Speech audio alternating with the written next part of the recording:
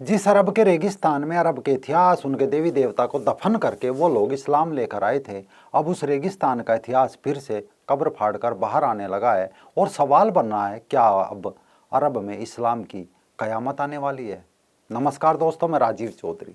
पिछले दिनों अरब में एक बहस चल रही थी जो अब अरब वासियों के लिए उत्सुकता और आस्था का भी सवाल बन रही है।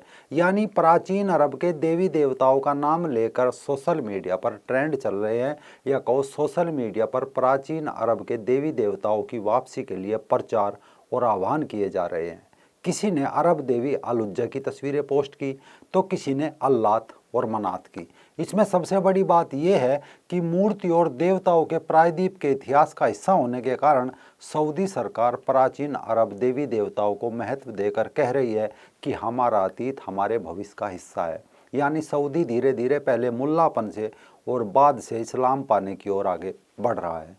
क्योंकि सऊदी सरकार के इस बयान से भले ही मुल्ला नाराज हो, लेकिन क्यास लगाए जा रहे हैं कि क्या आगे भविष्य में सऊदी इस्लाम से निकलना चाहता है। सऊदी सरकार और क्राउन प्रिंस बिन सलमान के समर्थक इस बात पर भी जोर देते हैं कि ये अरब के इतिहास और राष्ट्रीय विरासत का संरक्षण है और सऊदी को अपने अतीत के सभी पहलुओं पर गर्व करना चाहिए और स्त्री त्रिमूर्ति को स्वीकार करना चाहिए।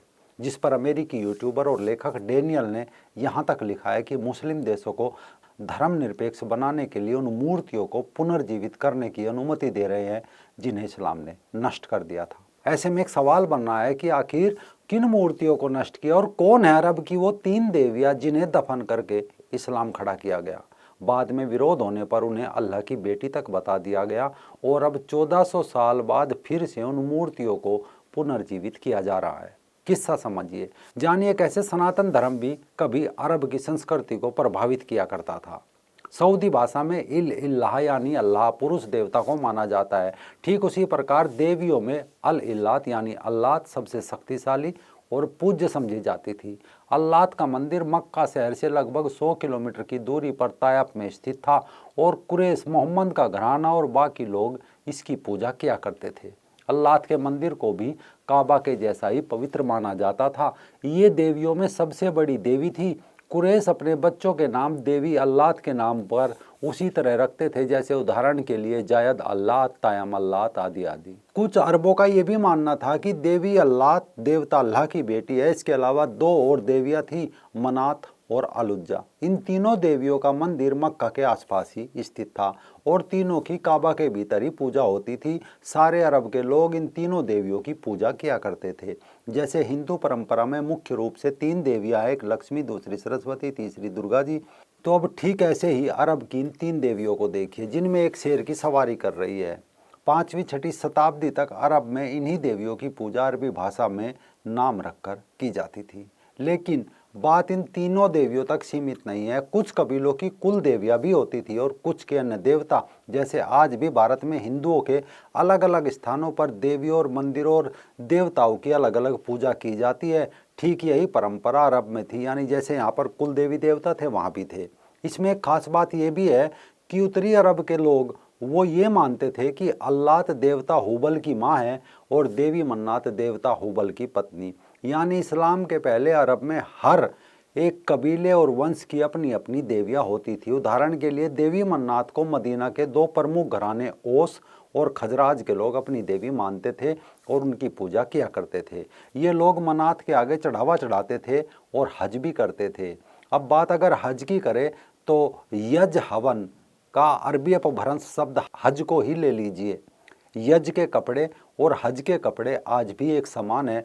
तो हज के अंत में हाजियों के मुंडन की रस्म होती थी।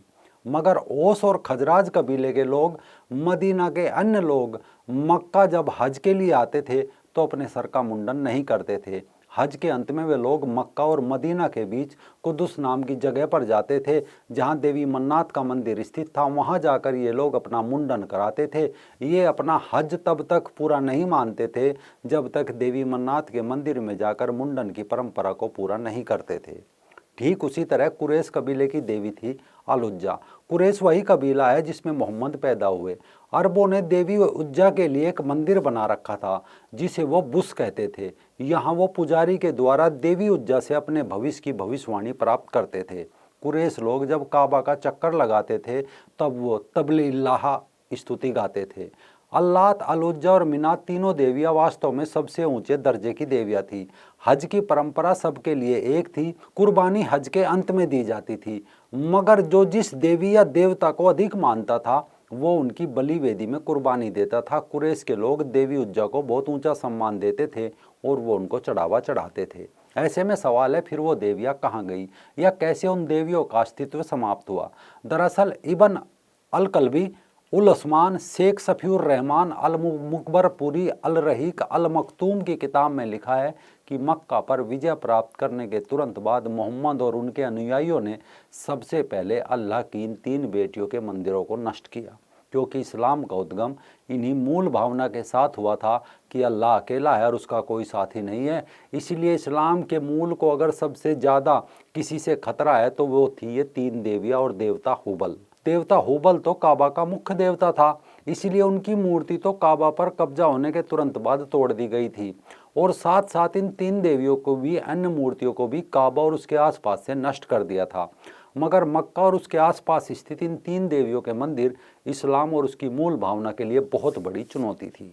देवी उज्जा, जो कुरैश घराने और आसपास के अरबों के लिए सबसे अधिक पूजनीय थी, इस्लाम आने के बाद उनके मंदिर को किस तरह तोड़ा गया, इसके बारे में शेख सफ़ीउर रहमान अल मुबारकपुरी अपनी किताब अर रहीक अल मखतूम में लिखते हैं कि मक्का फतह के बाद मोहम्मद ने अपने साथी और कमांडर खालिद बिन वलीद को नखला भेजा, जहाँ देवी उज्जा का मंदिर था।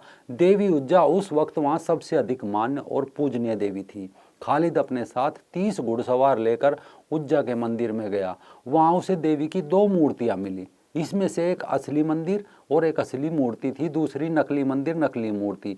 खालिद ने एक मूर्ति को असली समझकर तोड़ डाला और जब वो वापस आया तो मोहम्मद ने उससे पूछा, क्या तुमने वहाँ कुछ असामान्य देखा? खालिद ने कहा, नहीं। इसके जवाब में मोहम्मद ने कहा, फिर तुमने उज्जा को अभी नष्ट नहीं किया, दोबारा जाओ।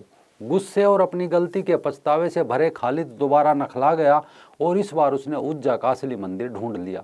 वहाँ का पुजारी हमलावरों को देखकर देवी उज्जा के गले में तलवार लटकाकर इस उम्मीद से कि देवी अपनी रक्षा कर लेगी, भाग खड़ा हुआ। खालिद जब मंदिर में घुसा तो वहाँ उनका सामना एक काली और नंगी औरत से हुआ जो जोर जोर से चीख रही थी। खालिद को यह बात समझ नहीं आया कि औरत उसे अपने मोह पास में बांधने के लिए ऐसा कर रही है या उसने अपनी देवी को बचाने के लिए ऐसा कर रही है। खालिद ने तलवार निकालकर उस औरत का सर धड़ से अलग कर दिया और उज्जा की मूर्ति को तोड़ डाला और मंदिर ध्वस्त कर दिया। उज्जा के मंदिर को नष्ट करने के बाद खालिद वापस मोहम्मद के पास आया और उन्हें सारी घटना बताई, जिसके जवाब में मोहम्मद ने कहा, हाँ वही उज्जा थी, अब आगे कोई भी तुम्हारे क्षेत्र में इसकी पूजा नहीं करेगा। तो ये थी अरब की 3 देवियों का किस्सा। ये तथ्य शेख सफ़ीउर रहमान की किताब में मिल जाएंगे। यानी 3 देवियां और काबा के आसपास 360 मूर्तियों का होना इस बात की ओर इशारा करता है कि अन्य सभ्यताओं की तरह अरब के लोग भी देवी देवताओं की पूजा किया करते थे। पी.एन.ओक लिखते हैं कि मोहम्मद का जन्म उसी कबीले में हुआ था जहां हुबल को भगवान के रूप में पूजा जाता था। कबीले के सरदार से मोहम्मद का झगड़ा हो गया, जिसका परिणाम हुआ युद्ध, और मोहम्मद और उसके अनुयायियों ने कबीले के सरदार को मार डाला और सारी मूर्तियों को तोड़ डाला। लेकिन लड़ाई करके कोई कबीले का सरदार तो बन सकता है, पर लोगों के दिलो दिमाग से वो हजारों वर्ष पुरानी पूजा पद्धति और आस्था को नष्ट कैसे करेगा? तो उसके लिए मूर्तियों को बंद कर दिया गया। लोगों का दिमाग उन तक ना जाए, इसके लिए दिन में हर 2-4 घंटे बाद नमाज अजान का चलन बढ़ा दिया गया, ताकि लोग पुरानी आस्था भूलकर नई आस्था में लिपट जाए। लेकिन काल के आगे सब बेबस हो जाते हैं। अब दुनिया तर्क कर रही है तो अरब के लोग भी अब अपना 7वीं सदी से पहला इतिहास खोजने लगे हैं कि वो क्या थे और अब क्या है।